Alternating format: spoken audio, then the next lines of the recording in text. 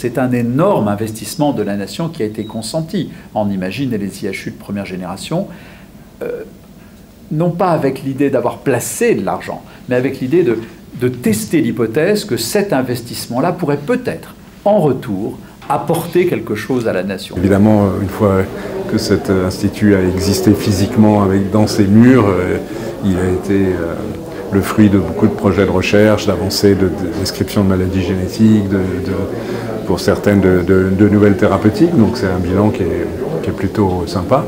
Et je pense que c'est un bon exemple d'outils de travail dans le domaine de la recherche médicale.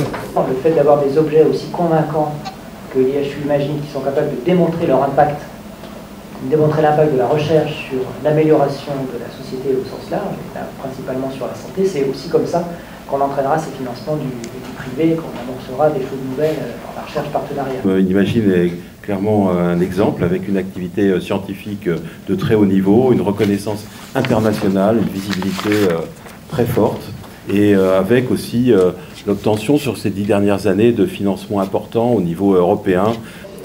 Quand on connaît les gènes et qu'on comprend où se situent les obstacles, que parfois ces obstacles sont situés sur une même chaîne, sur un même cercle, on peut, en ayant compris la fonction de chacun de ces gènes impliqués dans ces différentes maladies, trouver une riposte commune à des maladies toutes différentes.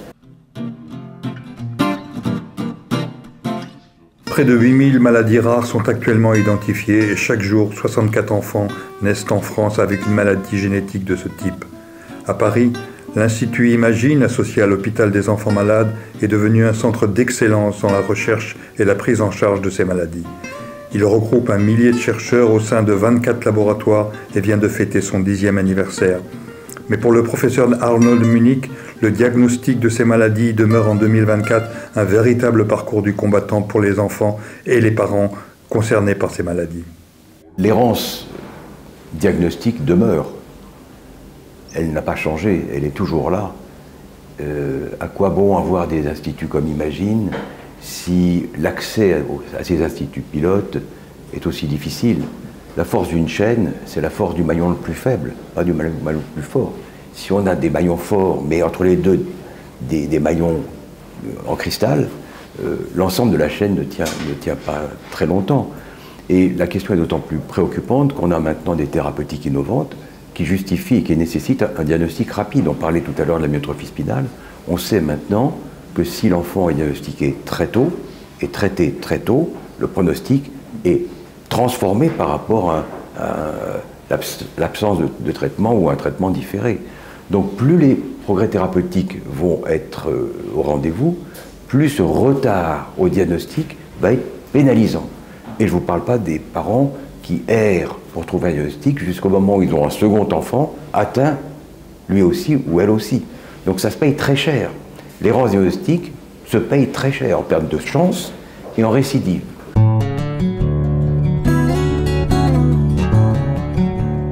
La myotrophie spinale infantile est l'exemple type de ces maladies génétiques qui touchent les jeunes enfants. 3 médicaments sont aujourd'hui disponibles, mais la prise en charge doit se faire impérativement avant l'âge de 2 ans. Une course contre la montre stressante pour les parents que nous résume le professeur Arnold Munich.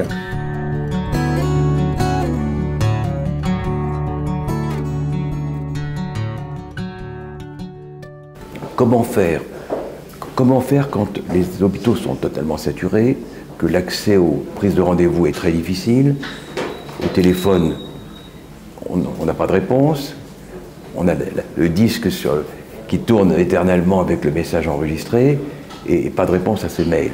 Donc très souvent, c'est par un réseau de bouche à oreille, le système D, que les plus informés, pas forcément les plus riches, mais les plus débrouillards, finissent par trouver le chemin.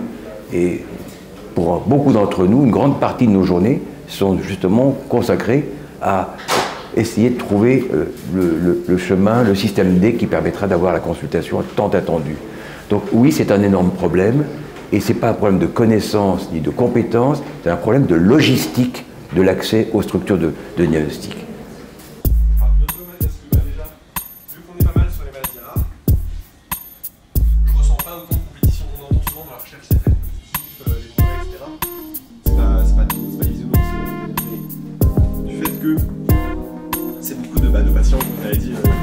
même s'il y a 4 ou 5 patients qui vont avoir une maladie, enfin la même UTP7 par exemple, selon où est cette mutation, si elle est au début du gène, si elle est à la fin du gène, selon quel type de mutation ça va être, les symptômes vont pas du tout être au final les mêmes, parce que d'un coup ça peut être un gène qui va juste manquer un domaine d'interaction, donc l'interaction sera plus difficile mais c'est pas une absence totale.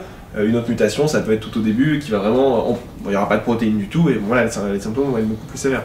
Donc en fait, même au sein des mêmes patients qui ont la même maladie, même là-dedans, la diversité est énorme en fait. Donc en fait, on essaye vraiment de coller le plus possible, de traiter chaque cas comme chaque cas unique, et vraiment on aspire à ça en fait, à cette médecine personnalisée. Les enfants, c'est un vrai soulagement aussi, plutôt les adolescents, mais de savoir, de voir en fait qu'il y a ces chercheurs qui savent faire dans les différents étages.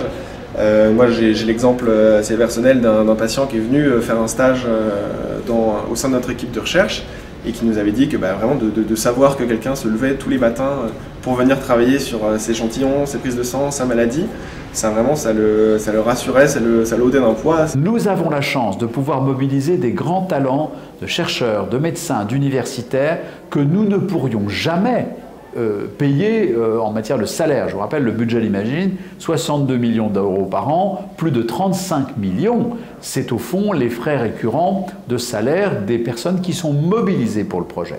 En revanche, ce qu'on peut apporter à ces médecins, ces chercheurs, ces universitaires et les personnes de la Fondation, maintenant la Fondation est le premier employeur désormais devant l'INSERM, l'assistance publique et l'université, c'est les moyens de l'accélération. Et c'est là où Imagine a mis en place, il n'y a pas original, on n'a pas inventé ça, mais on a essayé de le développer de manière rapide, agile, désirable et en unité de lieu, une courroie de transmission industrielle, collaborative, partenariale, brevet, licence, valorisation, et une courroie de transmission philanthropique.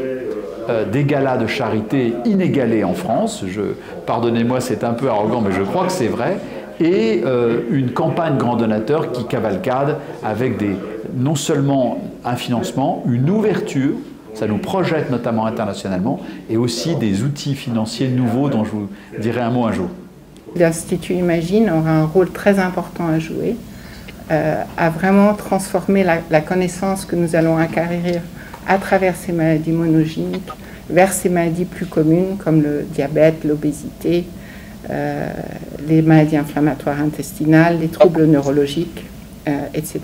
On a aussi un rôle dans le développement de nouvelles thérapies. Et il est très clair qu'avec l'exemple de la thérapie génique dans les déficits immunitaires, on a montré comment la recherche clinique de haut niveau peut vraiment conduire à une transformation des traitements. Ça demandait non seulement une capacité d'innovation, mais aussi une prise de risque élevée, et aussi de savoir comment accompagner ces nouveaux traitements et avoir le courage de reconnaître quand des difficultés se sont avérées, et aussi d'aller plus loin pour en fait résoudre ces difficultés. Et tout ça n'est possible que dans un endroit où vous avez en fait cette interaction extrêmement étroite entre la médecine et la recherche.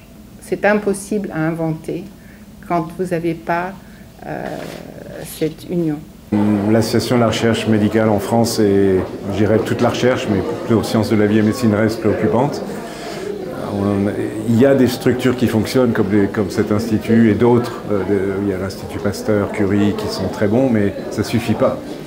La masse critique n'est pas celle que l'on devrait avoir pour un pays de notre taille.